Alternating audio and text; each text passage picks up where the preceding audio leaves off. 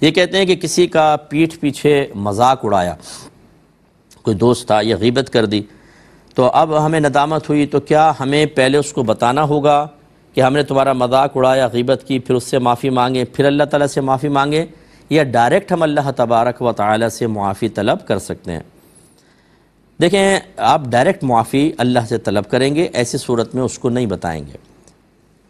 یہ سمجھ لیجئے کہ مذاق کیوں حرام کیا گیا، کسی کا مذاق مت اڑاؤ، کسی کی غیبت نہ کرو، اس لیے کہ یہ باتیں جب اس مسلمان بھائی تک پہنچیں گی، یعنی ایک سبب یہ بھی ہے تو اس کی دل آزاری ہوگی، اس کو تکلیف ہوگی، اس کو پریشانی ہوگی۔ تو جب آپ تکلیف اور پریشانی اس کو دیتے ہیں، تبھی پھر اس تکلیف اور پریشانی کو رفع کرنے کے لیے، اس کے تدارک کے لیے آپ اس سے معافی طلب کرتے ہیں۔ اب جب آپ کے مذاق کی اطلاع پہنچی نہیں ہے، غیبت آپ نے پیٹھ پیچھے کی، اس کو پتہ ہی نہیں کہ آپ نے غیبت کی ہے، تو اس کی دل آزاری نہیں ہوئی،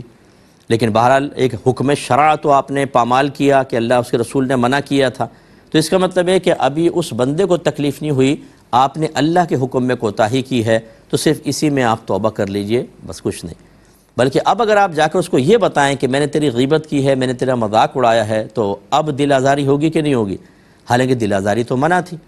اور یہ عمومی طور پہ ہوتا ہے۔ اگر آپ کسی کو کہنے ہیں میں نے تیرا مذاق اڑایا، معاف کر دیں، وہ بولے گا کیسے اڑایا بتاؤ ذرا، میری کیا غیبت کی تھی، وہ پوری انکوائری کرے گا، اور پھر آپ جب یہ بیان کریں گے تو اس کی دل آزاری ہوگی۔ آپ نے معافی مانگنی ہے کہ دل آزاریاں کرنی ہے جا کر؟ تو جب اللہ تبارک و تعالیٰ نے پردہ رکھا ہے تو بس آپ اللہ سے معافی طلب کریں، لیکن چونکہ یہ منع تھا، اس کے حق میں کوتاہی تو ہوئی ہے، تو آپ یہ ضرور کریں کہ اس کے لیے دعائے بخشش و مغفرت کریں، اس کے لیے کچھ ایصال ثواب کریں، ہو سکے تو کوئی ثواب جاریہ کر دیں ان کے لیے، ایسے لوگوں کے لیے جن کی آپ نے غیبت کی ہے، مذاق اڑایا ہے، تاکہ میدان محشر میں گرفت کے امکانات بالکل ختم ہو جائیں۔ جب وہ آئے گا میدان محشر میں، پہاڑوں کے برابر نیکیاں دیکھے گا، وہ اللہ سے کہے گا، اللہ تعالیٰ، یعنی جو حدیثوں کا مفہوم ہے اس کے اعتبار سے میں عرض کر رہا ہوں، کہ وہ کہے گا اللہ تعالیٰ یہ نیکیاں تو میں نے کی نہیں، یہ کہاں سے آئیں؟ اور جب اللہ تعالیٰ اس کو بتائے گا کہ تیرے ایک بھائی نے تیری غیبت کی تھی، اور اس کے کفارے کے طور پہ اتنی نیکیاں تجھے وہ ایصال کرتا رہا ہے، تو مجھے اللہ کی رحمت سے امید ہے کہ انشاءاللہ وہ فوراً راضی ہوگا اور بالکل گرفت نہیں کرے گا۔ تو یہ طرز عمل ضرور اختیار